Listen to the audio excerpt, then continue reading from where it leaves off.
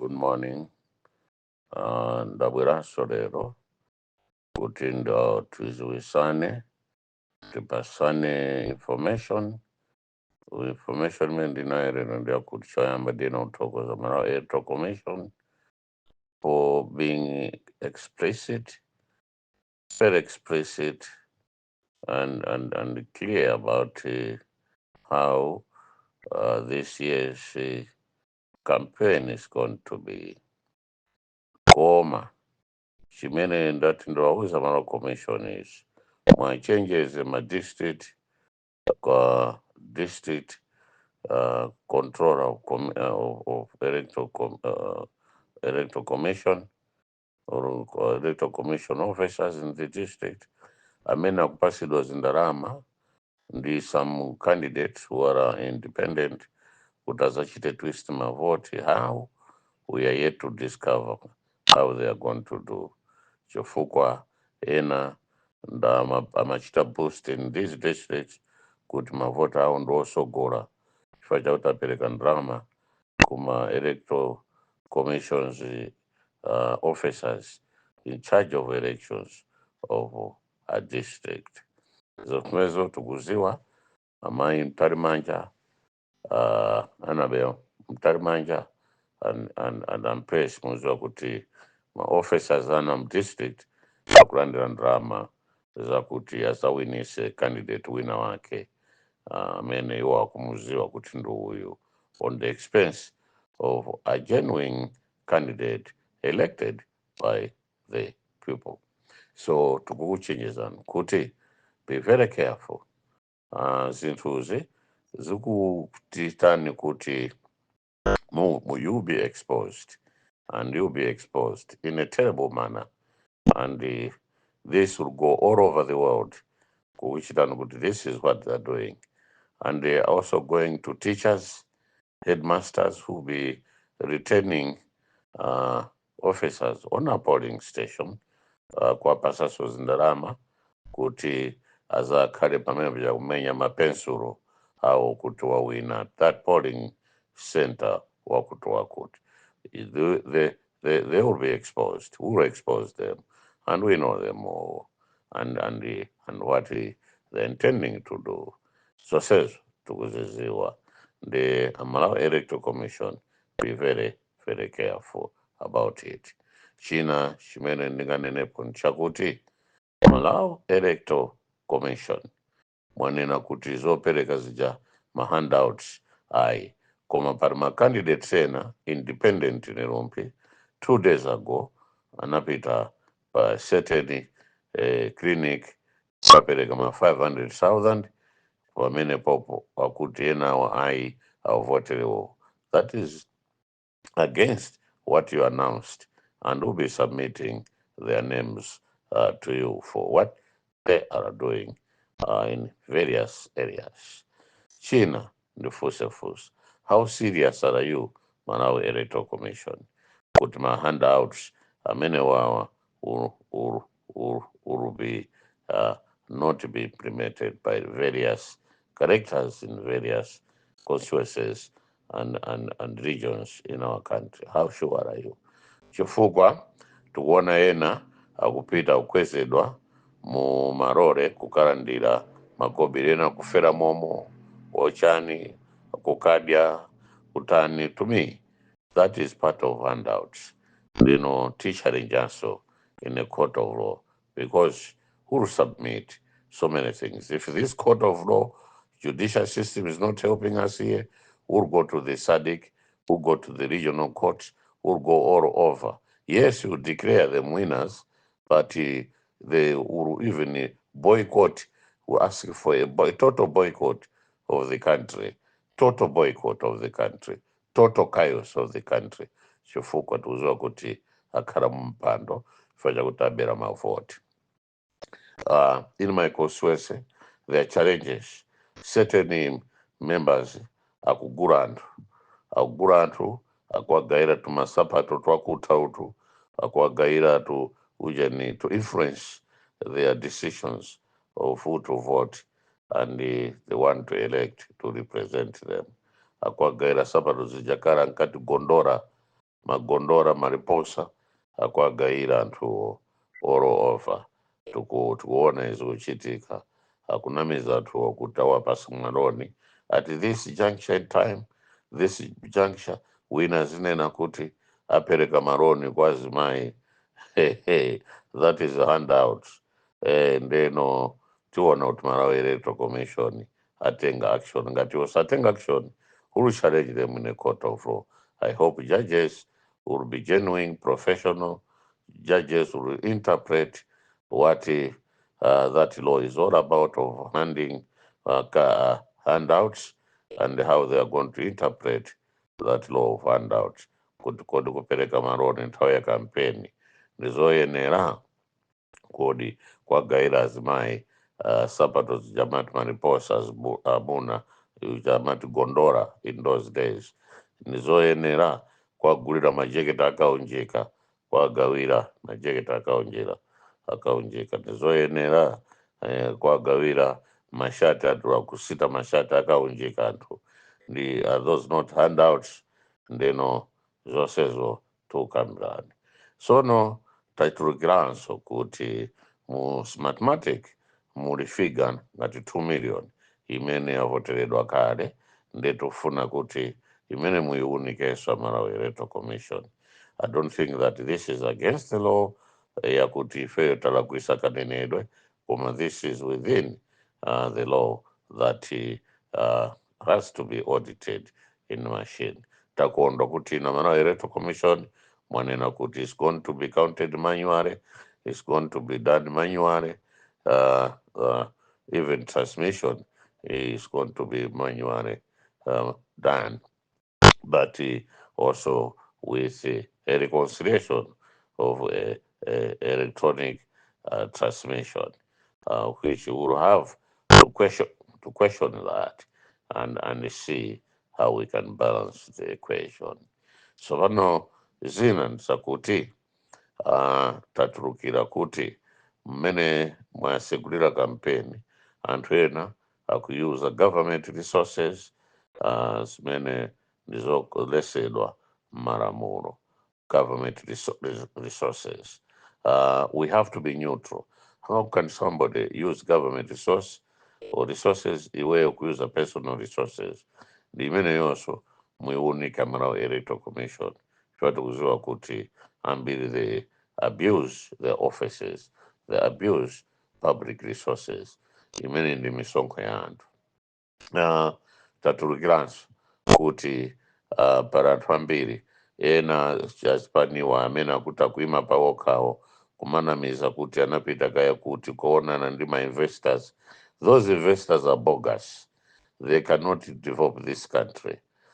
Mukamaona ndi anthu achi, any investor akachita invest in a country amafuna kuti apeze profit, then makampani anje amene azabwera nawo anthu mutavala zinthu ngati kazaza chani kumutu kwawoko aubwera kuno manamiza Malawi avala mikhanjo yawo kuti kunoko aziti azachita invest chani kunoko. Zonama zonsezo aliyense amene ataime payekha tikuziwa kuti wapasidwa ndrama kuti mavote awo opposition awonongeke, iye wapasidwa ndrama kuti ena wakawina kandi MCP azampasa ntchito ngati iyeyo minister chifukwa amadyera momo mu minister. Then upemena anthu aumangochi musanamizidwe kuti wina kunena kuti ine mtima pandekha as a president ndekuti iye akuima ndi chilungamo chakuti afuna athandiza Malawi. Ayi, amalawi achati chwa Malawi akuti opposition gwirizanani so ngati iye akuti aima pa independent kaendi ndani muzoti munthu yowalandira ma 8 billion aja zakuti aonongese mavoti ya opposition. Kawina afuneka ufuna Arthur Peter Mutharika kuwina and konse ndaenda nalichete ndaenda konse. All the districts in the north is for Peter Mutharika, Professor Peter Mutharika. Ndaendaso mwa secret Eastern region Mangochi, Machinga, Balaka, Zomba. They're all for Peter Mutharika. Zomba kupita mpaka Chilazulu, Korombe, Mlanje, Choro, Chikwawa, Blantyre, Mneno, Mwanza, kwose kucha akuti aufuna votere Professor Arthur Peter Mutharika. Kuncheu akuvotera Arthur Peter Mutharika. Mukasungu mosemo ambiri MCP is here and there. Other political parties are not even there. This is why we are saying kuti opposition tose gwirizanani kuti tikhale limodzi. Zokugawana matumbo nyama msanape ndiziwindi ndi zimene zikukanikazo amene usafuna zimene zozo ayi kuti muzigawana inuyo mufuna maposition chifukwa chakuti mwazowerera kungodya mbalemo osatulukisira thukuta ayi choyamba tithandiza Malawi chifukwa Malawi avutika kwambiri taoroka kale Yorodani apa ndipasala pang'ono tifike pasidya ndi pakati pa mtsinje muti yayi tanena ndikayi ife ine pano nditulukamo ndikhala m'madzi chifukwa chakuti simufuna mutigayire matumbo kapena ziwindi za nyama nanenso tikamwere tii kunyumba kwako. Zimenezo sizikufunika. Anthu ambiri awatulukira anthu akuti ndakamberembere afuna unongese mavoti uje ni Malawi muno yako opposition. Ndithokoze Afrod panopo anena poyera agwira ntchito ndi Professor Arthur Peter Mutharika. Zikomo kwambiri leadership ya Afrod, zikomo kwambiri zimene mwanena kumeneko ndikufuna Amalawi zabwino kumeneko chifukwa mwanena poyera kuti mugwira ntchito ndi Professor Arthur Peter Mutharika. Ndi chifukwa chani Professor Arthur Peter Mutharika ali ndi moyo? Chifukwa Mulungu namene amachosa moyo wa munthu. Mulungu ali naye cholinga. Mulungu saona age ya munthu. Mulungu sakonda munthu maonekedwe. Mulungu amakonda munthu mmene iyeyo anampangira munthu mchifanizo chache. And in the kingdom of heaven there's no age limit. In the kingdom of heaven there's no old and young. In the kingdom of heaven there's just a creation created by God, a man and a woman, a man and a woman. There's nothing to do with how old you are in the kingdom of creation, heaven. God himself was not born 20 years ago. God has been there ever since the creation. God was not born 1940. God has been there since the creation. God is God from the beginning and the end. God is God. None can compare to the kingdom of heaven, the kingdom of God, our Creator, the beginning and the end. That is our God, the Creator of heavens and earth, our God. Palibe zakuti nthawi kwa Mulungu ayi. Chimozimozi iwo kunena kuti this one is old. How old were you when this earth was created? Were you there? The answer is no. Were you there to determine could now I can create for a certain period of time? The answer is no. So why should you do that now? Pamene nawenso wachoka kumakolo ako amene anali okalamba, amene ndi okalamba, amene azakalamba, iwenso kupita koko kokalamba. Tisamanene nkhani yokuchita zokuti uyu kaya ni ndani kaya ndi okalambayi. Tikondane tonse. China chakuti Malawi muno sitifuna chiwawa ayi, sitifuna kuti anthu amenyane ayi. Izizi ngati president jamunanena ndizoona, munena ndizoona kuti musakhale ndewu, ifeyo tiyena kukuthokozani. Koma ngati mmanena kuti chiphamaso kuti anthu anene ngati inuyo simufuna phokoso pamene anthu aphedwa Malawi muno, anthu akhapidwa Malawi muno, inu muli chete pamene paja ndekuti Mulungu palibe madaliso pa speech yanu imene mnanena. Koma ngati mnanena kuchoka pasi pa mtima, glory be to God. China mnanena kuti apolisi achati kuti munthu ukaneneza kuti kuno kuti kwakuti chifukwa pano pali ma district elections officers amene akugulidwa akupasidwa ndrama zauti abere chisankho. Apolisi sanga amange ya chifukwa akuopa kwa polisi kuti kumeneso kuti chimpwirikiti chimene chichi chakuti opposition sakuifuna. Polisi tuli anthu amalawi ataya nayo trust, and ilipempha ku army maintain that professionalism in the army, because Kamuzu created an army that is professional, created an army that is there to defend the country, not to be abused by politicians or political parties that happen to be in power, which is unfortunate if that is the case. We need an army that is professional, an army that defends the country, an army that protects the country, an army that is professional, that would actually sort of love each and every Malawian, defend and protect each and every Malawian. That is the army we are looking for. More serious, ndipepe bunge la Malawi Electoral Commission tauzani maofficers anu in the district and the region asagulidwe chifukwa tikuziwa china any transactions tikuiziwa chifukwa anthuwa ali excited akumanena kwa anthu kuti inu mkompyuta ka laptop mwanga andipasakale mafiga ndikuwina against a certain member that they think is a threat to them.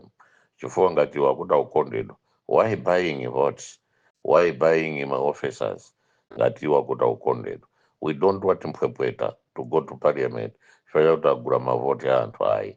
Mpwepwetaso zikachite define their presence, their being, because mpwepwetazo zikamagura anthuwo ndekuti zikuziwa kuti mpwepwetazo palibe chimene chilipo. So muziuze mpwepweta zanuzo zimene zikugura mavoti madistrict, constituencies, kuti inu mpwepweta to go and define yourself kuti muchita compete bwinobwino chifukwa mpwepweta sizikufunika kuti zipite ku parliament kunamizira kuti ndizophunzira pamene zili mpwepweta mitu mwawo mulimazi okhaokha.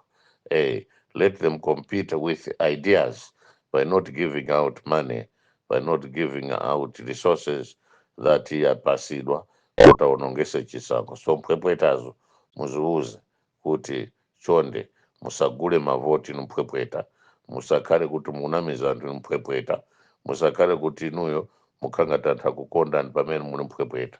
Ndeno auzani by elections officers out of district. And I must also warn, if in Irumpi, which I know it is happening, mukupanga zimenezo inu mpwepweta tikukuziwani kuti zimene mufuna mpange, mufuna mgwese dadawiza mkandawiri, mufuna mgwese Jape Muhango, mufuna mundigwese ine Kurumpi kuja pogula mavoti kwa anthu inu mpwepweta tikukuziwani zimene mukupanga. And zonse zimene mwaika malaptop mwanomu, Malawi Electoral Commission azaziwa, international committee azaziwa, konse kumene muzapita azaziwa kuti mpwepweta ija ndi imene magula mavoti kuti ipite ku parliament mpwepweta iyi. Kaya mukapanga chani koma mpwepweta usuzachoka mpaka kufa kwanu. And mavoti amene wakhale free and fair, credible elections. Ndepasakaleso na presidential candidate akhaleso mpwepweta zakuti akuziwa kuti apapa athandize amalawi koma upanga za mpwepweta chifukwa za mpwepweta zimene upanga kuti ife tikuthandiza Malawi tufuna time pa ukuziwa bwinobwino mpwepweta kuti iwe uli mpwepweta kulibe kumene wapitaso mpwepweta iwe koma mangofuna kuti basi kumangofuta Malawi. Ndena chanu kuti mpwepweta chifukwa ngati munthu akugula anthu iyeyo wakufuna abere chisankho ndi mpwepweta chifukwa ngati iyeyo akuziwa kuti ndi munthu worth it, cannot buy chisankho, cannot rig elections. Chifukwa ukachita rig election ndiwe mpwepweta ukuziwa kuti anthu akukana. Mpwepweta ndi munthu uja wakanidwa ndi anthu, mpwepweta ndi munthu uja akuziwa kuti uyu anthu sakumukonda, sakukondedwa ndi anthu, ulibe ma policies akuti uchite convince anthu koma ukakamira kuti iweyo upange chisankho through kugula anthu, ndi amene timati mpwepweta munthu uyo. Ndeno isizi nimafando auza Malawi kuti amene akubwera kunena kuti ayima payekha pa upresident kosakhala pamodzi ni mpwepweta amene yoyo wagulidwa afuna aonongese chisankho.